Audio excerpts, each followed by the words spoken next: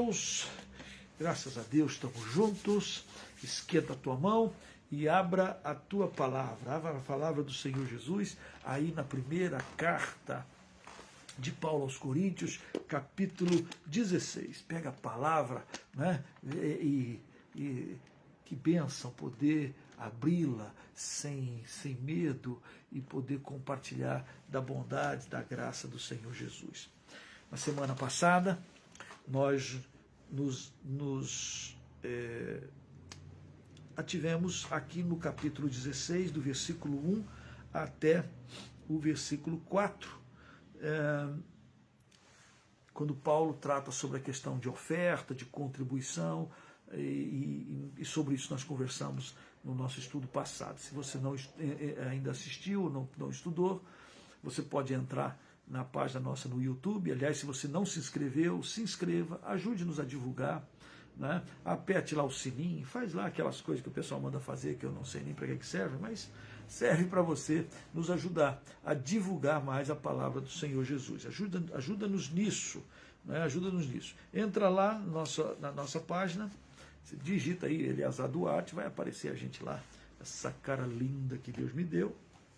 E aí você tem lá todos os estudos de Corinto, todos os estudos de Hebreus, todos os estudos de Atos, de Apocalipse, tem muita coisa lá para você ver. Então, nós queremos que você nos ajude nisso. Hoje, nós queremos ler aqui no capítulo 16 e nós queremos, se possível, chegar até o final.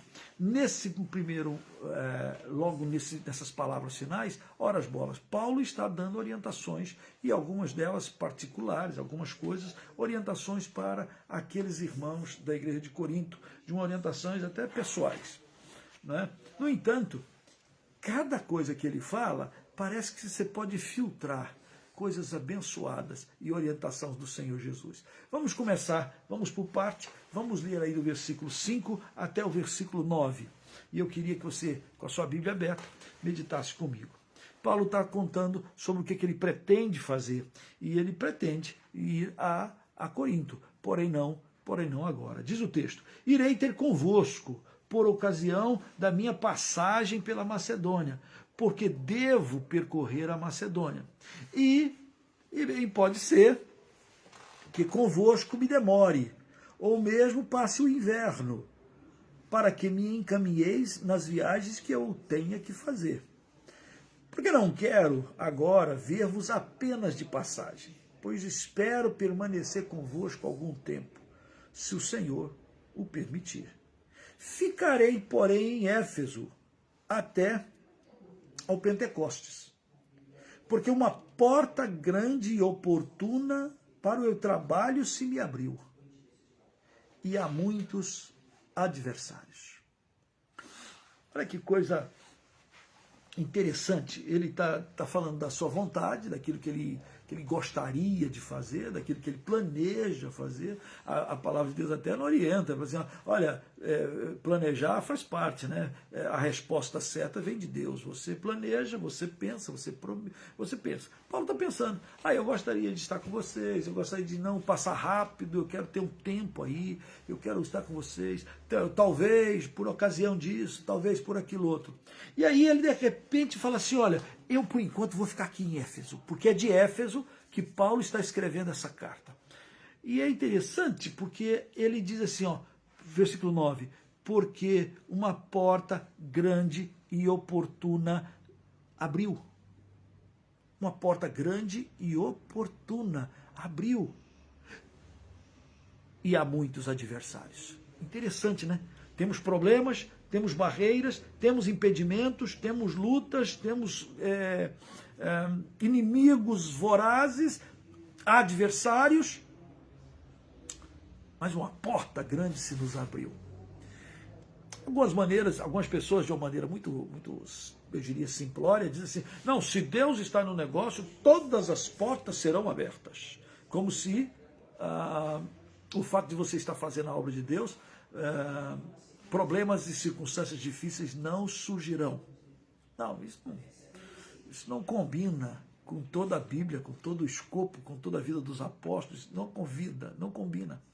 Paulo, o que combina é isso aqui, a porta abriu, mas há muitos adversários. A porta abriu, mas temos lutas e nós temos que entrar por ela. Então eu vou ficar aqui, eu vou ficar em Éfeso, porque uma porta se nos abriu. E o que é que Paulo está falando? Provavelmente você vai lá em Atos capítulo 19, deixa o dedinho aí em Corinto, deixa o dedinho em Corinto e vá a Atos 19.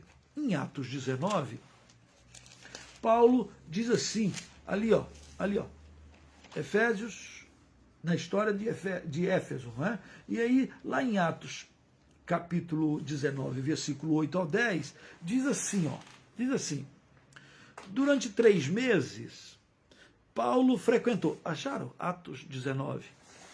Paulo frequentou a sinagoga, onde falava ousadamente, dissertando e persuadindo com respeito ao reino de Deus. Visto que alguns deles se mostravam empedernidos, quer dizer, endurecidos, cheios de pedra, né? E descrentes, falando mal do caminho. Interessante essa expressão, né?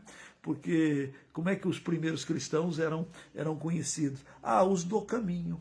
Os do caminho. E aí é uma referência óbvia àquilo que Jesus mesmo diz. Eu sou o caminho, a verdade e a vida. Como é que eram chamados os primeiros, eu diria, esses cristãos aqui? Os que estão no caminho, os que andam os que são do caminho. Então, eles começaram a falar mal do caminho, que é Jesus, né? Diante da multidão. Paulo está pregando e há uma contradição, isto é, tem gente falando, a gente se levantando contra, tem gente falando mal. Paulo, apartando-se deles, separou os discípulos, passando a ensinar, a discorrer diariamente na escola de Tirano. Ele ia para a sinagoga, que era o lugar de adoração, o culto que os judeus faziam, até hoje. E lá ele pregava, e lá pessoas acreditavam e pessoas desacreditavam. E aqui Paulo diz assim, levantou-se aqui gente endurecida, gente empedernida, gente pedreira, e começaram a discutir, e começaram a falar mal dos do caminho, falar mal daqueles que haviam se convertido, aqueles que estavam andando em Jesus. Começaram a falar mal. E aí Paulo então separa, tá bom, eu não vou ficar aqui mais na sinagoga, eu vou começar a reunir na escola, diz o texto, na escola de Tirano. Então, Paulo parece que escreve para Coríntios assim, olha, eu estou em Éfeso, uma porta boa, oportuna se abriu, e há muitos adversários. E aí, Paulo, eu vou ficar aqui. E interessante, diz o versículo 10, durou isto por um espaço de 2 anos. Então, Paulo queria ir visitar os irmãos lá de Corinto, queria ir para outro lugar, e acabou que o tempo e o planejamento dele frustrou. Paulo falou que vinha aqui e não veio. Paulo planejou vir aqui. Paulo, talvez alguém até falasse, Paulo não mantém a sua palavra. Bom, Paulo está dizendo aquilo que está no coração dele, aquilo que ele gostaria de fazer, e na realidade aquilo que Deus queria que ele fizesse. Ele vai ficar em Jerusalém, em Éfeso 2 anos. E é interessante porque a porta era grande e oportuna. Interessante porque Éfeso fica na Ásia, né? Uma outra oportunidade anterior, antes da igreja de Corinto ser aberta, antes da igreja de Filipe ser aberta, Paulo estava na região da Ásia, hoje, onde é a Turquia hoje. E aí Paulo está pregando ali em Antioquia, Icônio, Listra, e aí ele quer ir para Bitínia, ele quer pegar na região da Galácia, e aí ele diz lá, o Espírito do Senhor, o Espírito Santo impedia. Ele contornou a misa e queria ir para Bitínia, e o Espírito do Senhor impedia. Ele está pregando na Ásia e o Espírito do Senhor não queria que ele pregasse ali. Por que não queria? Porque o Senhor, nosso Deus, é estratégico. Porque o nosso Deus tem planos, tem vontade. O plano era, olha, você vai pregar agora na Macedônia. Eu quero você na Macedônia. Você vai para lá. Então ele larga a região da Ásia, e vai para Macedônia, e vai abrir o trabalho em Filipos, vai abrir o trabalho em Tessalônica, vai abrir o trabalho em Corinto, vai abrir o trabalho, vai abrir. Toda aquela região da Grécia, da Macedônia, ele abre um monte de igrejas abençoadas e boas. Pois bem, ele sai de Corinto e ele vai agora passando e está em Éfeso. De Éfeso ele recebe alguns irmãos, recebe alguns queridos que vêm trazendo notícias de como está a igreja de Corinto. E aí ele escreve essa carta para colocar algumas coisas, organizar algumas coisas que parece que ficaram um tanto quanto sem pé nem cabeça. E por isso que é a carta toda que nós já estudamos. No entanto, quando Paulo diz uma porta grande e oportuna se nos abriu, olha que coisa fantástica, porque ele está na Ásia Menor de novo. E agora ele está em Éfeso. E em Éfeso ele diz, uma porta abriu. Que porta é essa? Porque aqui em Atos capítulo 19, versículo 10, o Lucas registra dizendo que, olha, Paulo ficou ali 2 anos. Em Corinto ele tinha ficado 1 ano e 6 meses. Mas aqui em Éfeso ele fica 2 anos.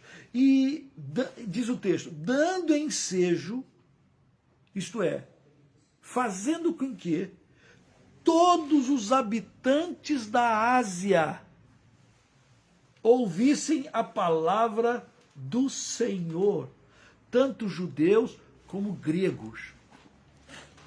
Parece que Paulo monta em Éfeso um centro de treinamento missionário.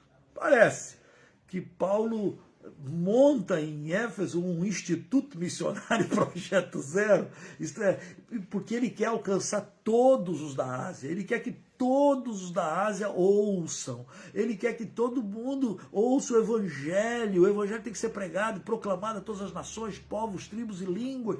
Então em Éfeso, ele sem sair de Éfeso, ele prepara, ele treina e ele envia irmãos para todas as regiões da Ásia, não é? Todas as regiões onde hoje é a moderna, vamos usar essa expressão, Turquia. E aí, por exemplo, vai ser aberta a igreja em Colossos. Mas não é Paulo que vai abrir a igreja de Colossos, é um discípulo de Paulo, é uma pessoa que entregou a sua vida para Jesus, que foi treinada por Paulo e depois Paulo enviou, e ele vai para Colossos. Outra coisa, aí surge a igreja de Laodiceia.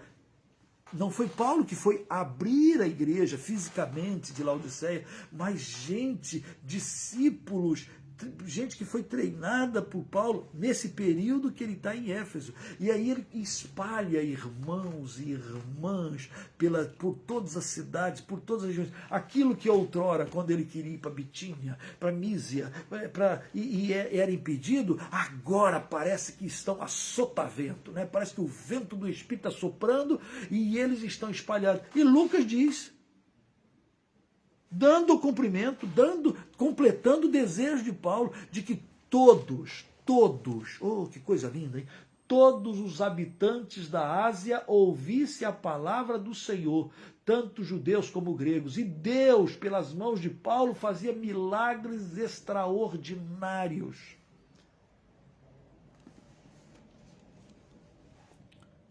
Coisa fantástica, uma porta grande e oportuna, mas há muitos adversários. E Paulo está entendendo. E de Éfeso, aquele seu momento na história missionária, o seu momento, ele fica em Éfeso, e de Éfeso ele espalha. Mal comparando, esse é um sonho que a gente também entende. De certa forma, Deus já me levou para alguns lugares. Eu já fiquei 10 anos na Amazônia, em Belém do Pará. Abrimos alguns campos e congregações ali. Depois Deus nos tira de lá com mão forte e eu vou para o departamento de evangelização liderar essa questão nas igrejas congregacionais de missões. E a gente fica praticamente 8 anos no departamento, mas junto à denominação vai dar mais uns 2, trabalhando com o seminário. Era um período.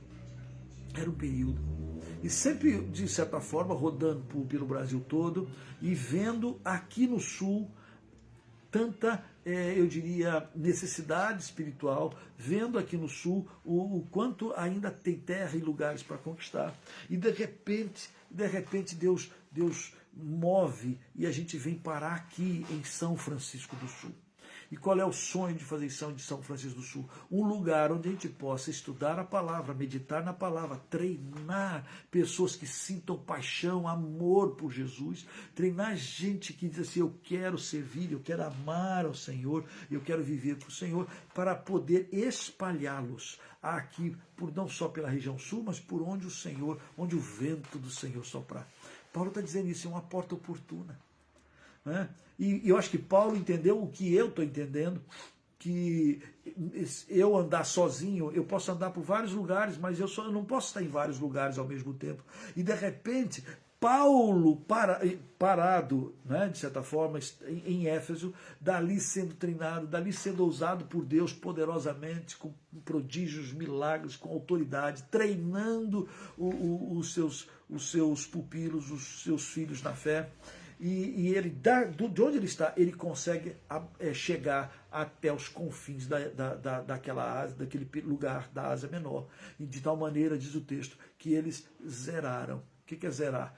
Todos os habitantes da Ásia ouviram de Jesus. Todos, até que o último ouça. Então, de Éfeso, ele consegue chegar em todos os lugares da Ásia. Naquele primeiro momento, ele queria ir pela sua própria força, ele queria ir para aquela região, e o Espírito do Senhor impedia. Não é? E tem que ter discernimento para saber isso. E aí, de repente, o mesmo Espírito dá a ele uma visão daquele varão macedônico e diz, passa a Macedônia e ajuda-nos, vem nos ajudar. Vem nos ajudar. E aí Paulo entendeu e eles foram. E aí abre-se as igrejas na Grécia. Agora ele volta passando pela Ásia e ele descobre uma porta agora se nos abriu. Agora é a hora. Saber a hora de Deus e ter coragem para permanecer.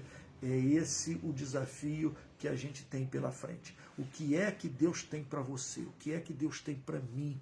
Qual é o plano de Deus? Às vezes a gente tem um desejo, sonhos, vontade de fazer algumas coisas para Deus. Não são sonhos ilegítimos, são sonhos legítimos, mas ainda não é a hora, o tempo de Deus. Às vezes o tempo de Deus, o kairós de Deus é estabelecido, eis o momento agora, e aí às vezes nós podemos correr o risco de fugir, de desistir, de não aceitar o desafio, de não orar, de não contribuir, de não fazer, de não abrir a boca, e a gente perde a oportunidade. Paulo não. Eu gostaria muito de estar com vocês, eu gostaria de estar aí em Corinto, mas eu não posso estar aí, sabe por quê? Porque eu sei que o meu tempo de Deus para mim é estar aqui em Éfeso, porque uma porta se abriu, mas tem muitos adversários, muitos impedimentos. Não são os impedimentos que vão me tirar daqui. Não são. Não são os obstáculos, a falta de recurso, não são. Nós vamos ficar aqui, permanecer inabalável até que se cumpra o propósito de Deus na nossa vida. E assim é com Paulo. E eu espero que assim seja contigo e eu quero que seja comigo. Né? O ministério, entender, Deus está agindo. Sem mim, disse o Senhor Jesus, nada podemos fazer. Então ele está agindo na nossa vida, ele está agindo na sua vida. É ele que efetua em nós tanto querer quanto realizar. Nós precisamos aprender e ter sensibilidade à vontade de Deus em nós, não é? E dizer, eis-me aqui, estou pronto. Então, a primeira coisa que ele está orientando é, eu tenho vontade, eu tenho desejos, mas eu tenho uma porta aqui aberta, muito boa, e eu vou ficar aqui. E essa porta vai levar 2 anos que ele vai ficar lá em Éfeso, ele vai ficar lá. E aí, do versículo 10 até o versículo 12, ele dá orientações acerca do seu pupilo, isto é, de Timóteo, discípulo. E ele diz, se Timóteo for, eu não sei se vou, não sei quando vou, Mas se Timóteo for ter com vocês, vede que esteja sem receio entre vós, porque trabalha na obra do Senhor, como também eu. Ninguém, pois, despreze, mas encaminhai-o em paz, para que venha ter comigo, visto que o espero com os irmãos. Olha que interessante, Timóteo é visto como um jovem. Timóteo é jovem, Timóteo é tímido, Timóteo parece que tem dificuldades na área de saúde, porque Paulo escreve para ele, olha, por causa das tuas constantes enfermidades. E Paulo diz assim, ó, vocês não atrapalhem o garoto, né? Não deixa ele ficar receoso no meio de vocês, recebam bem e o envia e encaminha para cá, porque eu estou aguardando ele. Né? Timóteo é um daqueles jovens fantásticos.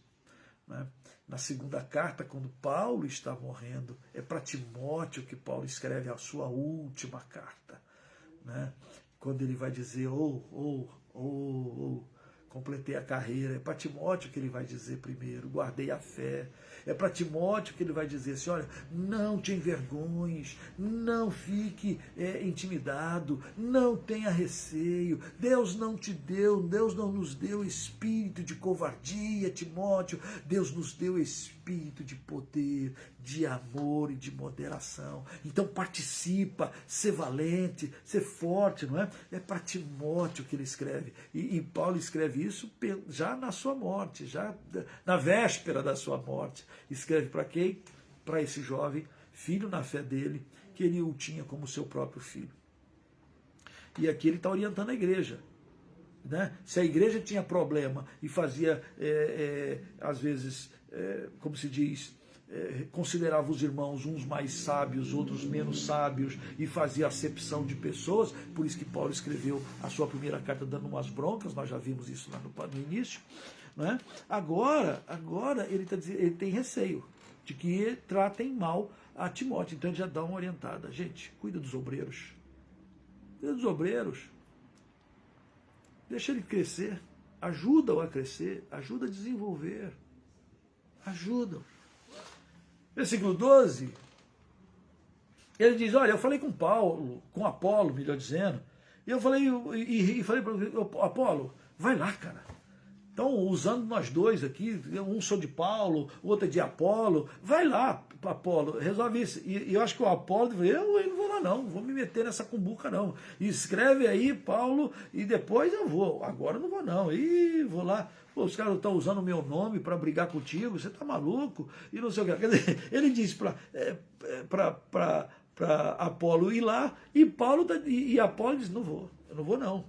Algum dia eu vou, vai quando puder. Mas agora eu não vou. E Paulo fala isso para dizer, entre eu e Apolo, não temos problema nenhum. São problemas que vocês estão inventando. Estão arrumando aí. No versículo 13 em diante, Paulo diz, sede vigilante, permanecei firmes na fé, portai-vos como homem, varonilmente, fortalecei-vos. Interessante, né? Ó, Paulo, assim, de uma maneira, já se despedindo, mas ao mesmo tempo trazendo a memória. Meus irmãos de Corinto, abre teu olho, vigia, vaso, vigia. Os discípulos, Jesus chama os discípulos para orar, porque a alma dele estava angustiada, e aí ele fica aqui que eu vou orar ali mais afastado. Quando você sabe, Jesus vai lá e ora, quando volta os discípulos estão dormindo. Aí Jesus vai, vocês não puderam orar, vigiar nem por uma hora, vocês não podem orar nem por uma hora. Orar e vigiar, para que não entreis em tentação, a carne é fraca, hein? Vigia, abre teu olho. Abre teu olho, ora de olhos abertos. Nós temos mania de orar de olhos fechados. Né? Os evangélicos, os cristãos têm mania de orar de olho fechado. E a Bíblia diz, orai e vigiai. Ora e vigia. Presta atenção, olha onde você está entrando. Haja prudentemente. Vigia, vaso. Para de ser bobão. Não mete a tua mão em cumbuca, não. Cuidado, pezinho onde pisa. Cuidado, mãozinha no que você toca. Cuidado, olhinho no que você está vendo. Ouvidinho que você está ouvindo. Você está emprestando o teu ouvido para quem? Você está na roda dos escarnecedores e eles falam e você vai só alimentando e ouvindo? Presta atenção. Vigia. O diabo, vosso adversário, adversário, de novo, anda ao redor, rugindo como leão, procurando quem possa devorar. Você vai deixar? Você vai deixar ele te devorar? Você vai deixar ele te encasquetar e te enganar?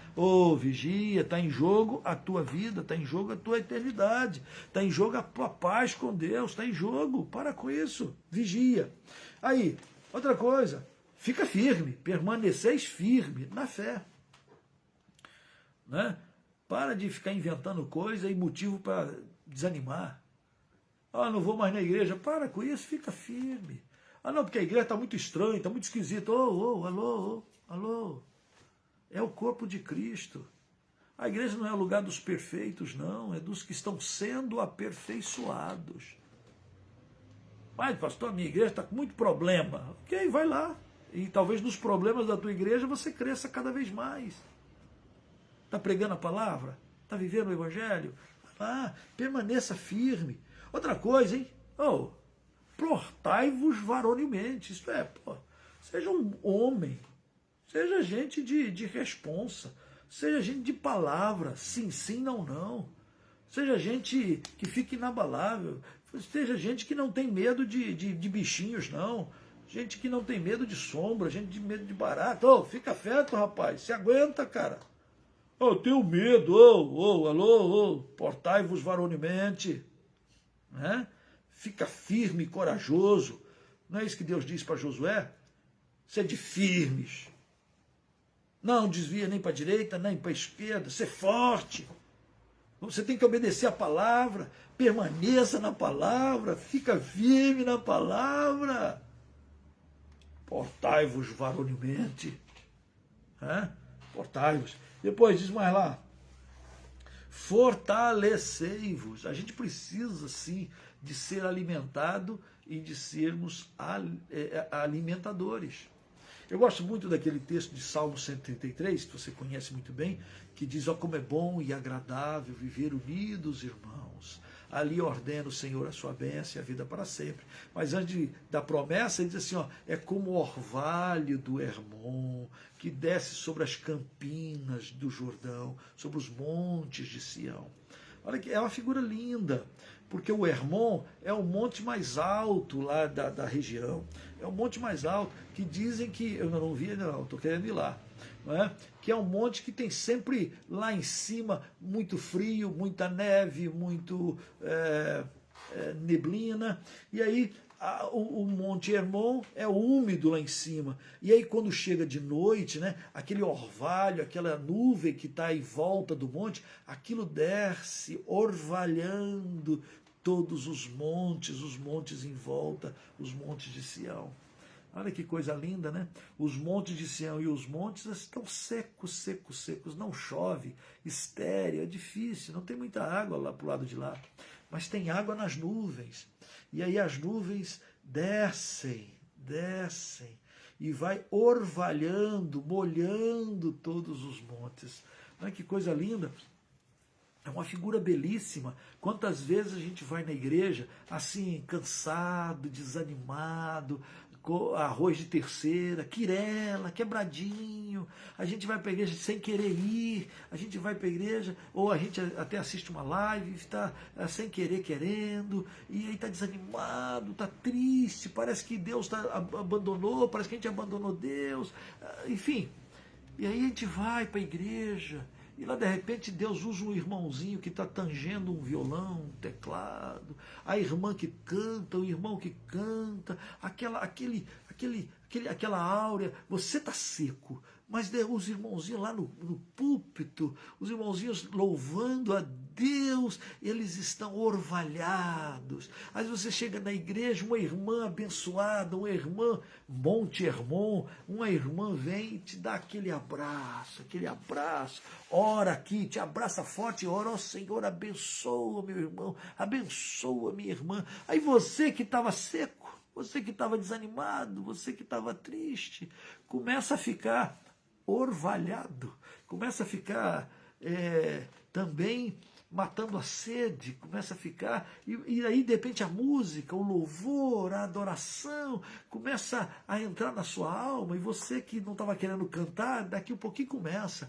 porque ele vive, posso crer no amanhã, por bem sei que ele tem tudo nas mãos, meu Deus, você começa a louvar, começa a adorar, começa a agradecer, o seu coração que estava seco, começa a se fortalecer, suas mãos que estavam frouxas, trêmulas, começam a ficar firmes, porque a sua fé é fortalecida, e aí os seus joelhos que estavam vacilantes agora estão firmes para o serviço, para o trabalho, e aí você sai daí do culto dizendo: o culto hoje foi maravilhoso. Olha que coisa, Paulo dizendo aos Coríntios: fortalecei-vos, não é? É algo mútuo. Então tem hora na sua vida, na minha vida, que eu preciso de um Monte Hermon. É um irmão, um culto, em que o orvalho do Espírito, né, o orvalho do Espírito Santo desce sobre as campinas ao redor. Às vezes o Hermon sou eu, às vezes é você, que teve uma intimidade com Deus, Deus revelou para você, e você foi para o culto cheio do Espírito Santo. Aí você vai: o que eu vou fazer na igreja? Eu estou cheio do Espírito Santo. Ah, então você vai para quê? Você vai como um monte do irmão, para poder orvalhar, né, aqueles outros que estão desanimados e cansados e sobrecarregados. Fortalecei-vos. Todos os vossos atos sejam feitos com amor. O saber, ele falou isso no início lá em Corinto, na carta, o saber ensoberbece, mas o amor edifica. O amor. Se você tiver todos os dons, mas não tiver amor, nada. Nada. E aí ele só está retomando e reformando, os teus atos. Aquilo que você vai fazer. Vai cantar? Cante em amor. Vai exortar? Em amor. Vai pregar? Em amor. Vai disciplinar? Em amor. Vai contribuir? Em amor. Vai socorrer? Em amor. É disso que ele está falando, trazendo a memória.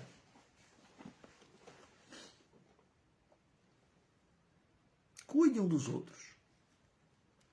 Olha que exortações maravilhosas que Paulo está fazendo no finalzinho da sua carta. Do versículo 15 ao versículo 18, Paulo está organizando, porque ele vai enviar alguns irmãos que vieram visitá-lo, e Paulo está dizendo: honra irmãos como esse.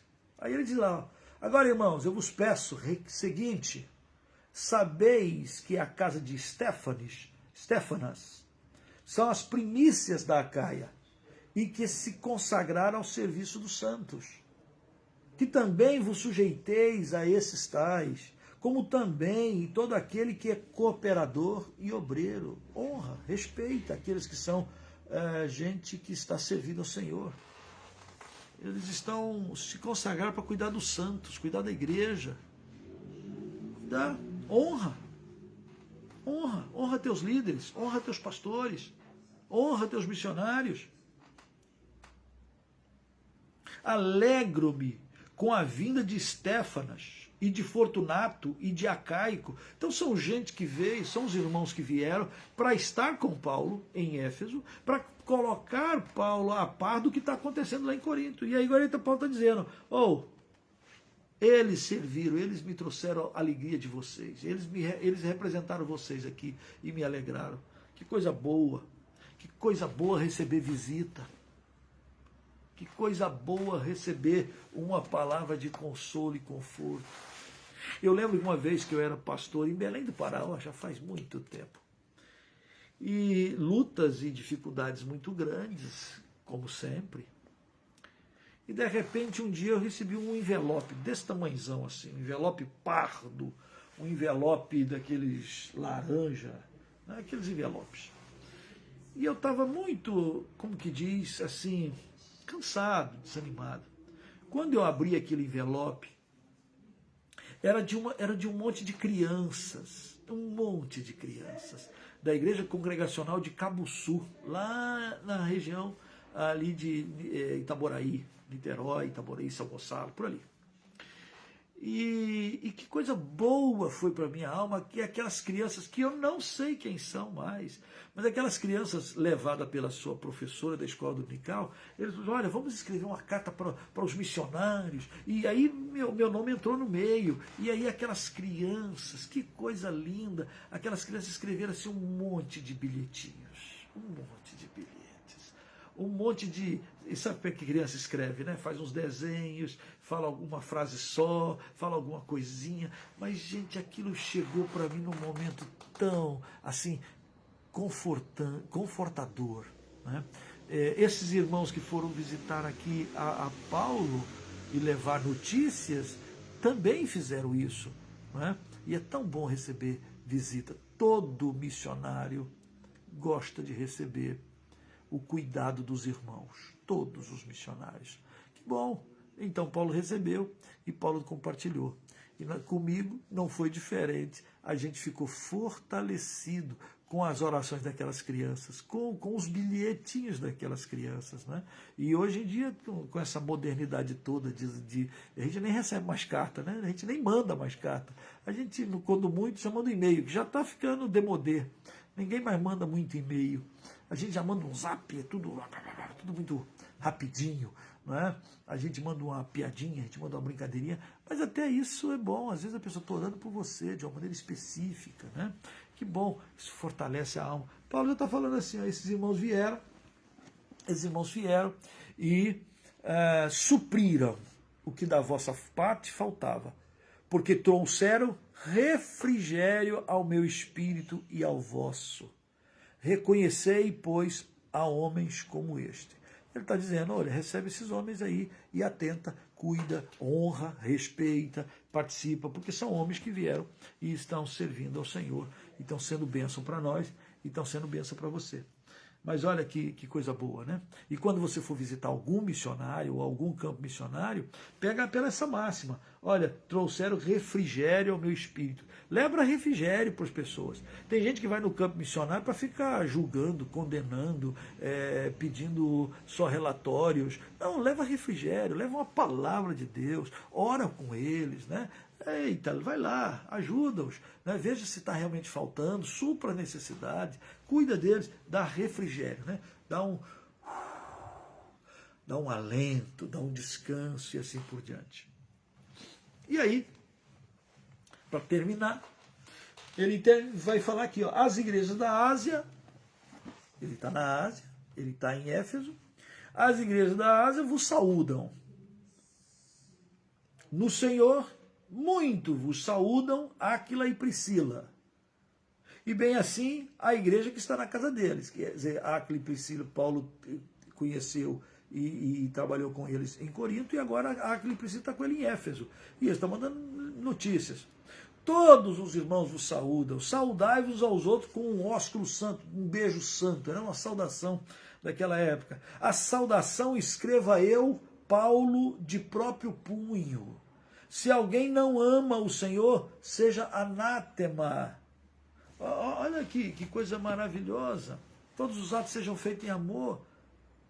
E todos esse amor representando o amor para com Jesus. Olha, se não ama Jesus, a palavra anátema é uma palavra de dizer, deixa de lado. Né? Está debaixo de maldição. Não ama Jesus? Deixa para lá. Está debaixo de maldição, seja anátema. Né? Porque nós queremos que ele volte. E aí a palavra é Maranata. Maranata é, ora vem, Senhor Jesus. Quando Paulo está escrevendo a sua última carta a Timóteo, no finalzinho ele diz que ele tinha completado a carreira e que ele guardou a fé.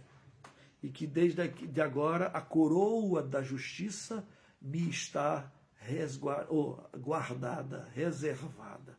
E aí ele vai dizer, não somente para mim, mas para todos quantos amam a sua vinda. Olha o que ele diz, que a coroa da justiça é para todos quantos amam a Jesus, a volta de Jesus. que Jesus venha. Maranata. Mas às vezes a gente percebe que muitos crentes, às vezes até nós mesmos, nós até falamos de Jesus, ai como é legal, vou para o céu, Jesus podia voltar, e na prática a gente se porta como se não importasse a volta de Jesus. A gente ama Jesus, mas a gente na realidade não quer muito que ele venha pôr as bolas, porque se tem uma coisa que falta e que é papel nosso, que a gente tem que agilizar, que a gente tem que trabalhar, para que, de certa forma, como diz Pedro, apressando, esperando e apressando a volta de Cristo, a volta de Jesus. Ora, há um papel aí enigmático e o papel que nós temos que fazer. Qual é esse papel? A única coisa que me leva ao coração e à mente é a obrigação que nós temos como crentes, como igreja, de proclamar o evangelho a todas as nações, todos os povos, todas as etnias, para que todos ouçam. Quando ele diz, todos da Ásia ouviram, uau, todos ouviram. Quantos aí em volta de nós ainda não ouviram o evangelho do reino? Quantos ainda não ouviram, de fato, a pregação da palavra genuína de Deus, que fala desse evangelho que é poder de Deus para a salvação de todo aquele que nele crê? Não é? Interessante. Porque aqui ele diz que ama Jesus. Ora, se eu amo a Jesus, eu quero que Jesus volte. Eu quero vê-lo, eu quero ver o céu se abrindo, eu quero ver ouvir a trombeta tocar, eu quero vê-lo botando um ponto final nessa história medíocre de pecado, de injustiça do ser humano, porque Pedro vai dizer que quando ele vier, tudo aquilo que é abrasado, que pode ser derretido, vai ser desfeito, e dele, ele vai fazer novos céus e nova terra, onde habita a justiça. Nós ansiamos pelo Senhor Jesus, nós ansiamos para que ele venha e restaure todas as coisas e bote um ponto final e um pingo nos i. Quando é que o final vem? Quando o evangelho for pregado a todas as nações, povos, tribos e línguas. Quem é que prega? A igreja, o homem. Pelo homem entrou o pecado, pelo homem entrou o pecado, pelo homem tem que sair. É por isso que o Deus vivo envia seu Filho para que, se tornando carne, se tornando nascido de mulher, nascido sob a lei, e vai até a cruz, e morre a nossa morte. É por isso, porque ele tinha que ser homem, ele não podia ser um animal, um bicho, nem podia ser apenas Deus, ele tinha que ser humano para pagar pelos nossos pecados. E depois, ele diz, assim como o Pai me enviou, eu envio vocês. A responsabilidade de pregar, essa é a responsabilidade missionária. Isto é entender o ID, isso é entender a obra missionária, isso é fazer missões. Deus fez em Cristo Jesus uma obra, aquilo que Jesus Cristo fez, ele diz, está consumado, mas agora tem uma obra que a igreja tem que fazer, e a gente tem que ir amando a Jesus, amando, desejando que ele volte, Maranata, desejando o seu retorno, aguardando a coroa da justiça. Nós também temos uma missão. A missão de Jesus veio para cumprir. E ele diz, assim como o Pai me enviou, eu envio vocês. Preste bem atenção nisso. Apenas 2 textos que eu gosto muito de ligar com isso Jesus veio para buscar e salvar o que se havia perdido. Para que nós servimos? Para que a igreja serve? Para buscar e salvar o que se havia perdido. Em 1 João capítulo 5 também tem uma expressão interessante. Para isto se manifestou o Filho do Homem, para destruir as obras de Satanás. Para que eu, como igreja, sirvo? Para destruir as obras de Satanás. O Satanás vem destruindo a comunidade, o povo, a cidade, as pessoas. Nós vamos daqui para lá, reconstruindo. Ele é trevas, nós somos luz. Jesus diz que não há parte nenhuma dele em mim. Esse é o desejo, para que a gente seja luz, e que não há nada das trevas em nós. E nós não temos parte com isso, nós temos parte com Jesus. A missão de Jesus Jesus passa a ser da igreja, a missão de Jesus passa a ser minha como parte desta igreja, a missão é sua, nós estamos juntos nisso e nós demonstramos que amamos Jesus, quanto mais nós ansiamos que ele volte. E aí te diz, Maranata, vem Senhor Jesus. Interessante, Paulo está terminando a sua carta com um desafio escatológico, não é? De amar a Jesus, de querer que Jesus volte, que Jesus venha, que Jesus se estabeleça aqui, salvando, mas não só, mas também instaurando de uma maneira pronta e cabal o seu reino, que já está em nós, opera no nosso meio, o reino de Deus está crescendo, mas Deus vai finalizar. Ele começou e ele completará. Então, amor, se alguém não ama o Senhor, fica de fora. Maranata, a graça do Senhor Jesus seja convosco, o meu amor seja com todos vós, em Cristo Jesus. Em Cristo Jesus. Amados, leiam novamente a carta. Releiam. Que esse tempo possa também ser útil a você. Mas que você possa entender isso. E você possa estar debaixo dessa graça, apaixonado pelo Senhor Jesus. A gente quer que ele volte, quer que ele venha. E nós vamos proclamar o Evangelho. Por isso que Paulo vai dizer, uma porta se abriu e eu não posso parar, tenho que fazer. E lá em Atos a gente viu que por causa dele ali, todas as pessoas da Ásia ouviram do Evangelho de Jesus. O que será que Deus quer fazer conosco? O que será que Deus quer fazer com você? Apaixone-se, ame, viva, fique firme, vigia, portai-vos varonilmente, perseverai na fé, não é? Não perca as oportunidades, mesmo que haja adversários. Ame ao Senhor e vivamos nós para a glória do seu santo nome. Que o Senhor te abençoe, que o Senhor te fortaleça, que o Senhor, que a graça do Senhor, como diz Paulo falando aqui para Corinto, eu repito para você, que a graça do Senhor seja convosco. Nós não merecemos, mas Ele nos ama. E não por merecimento.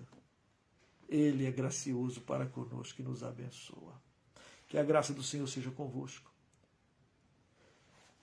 E aí Paulo, de uma maneira muito pessoal, diz, o meu amor seja com todos vós. Assim.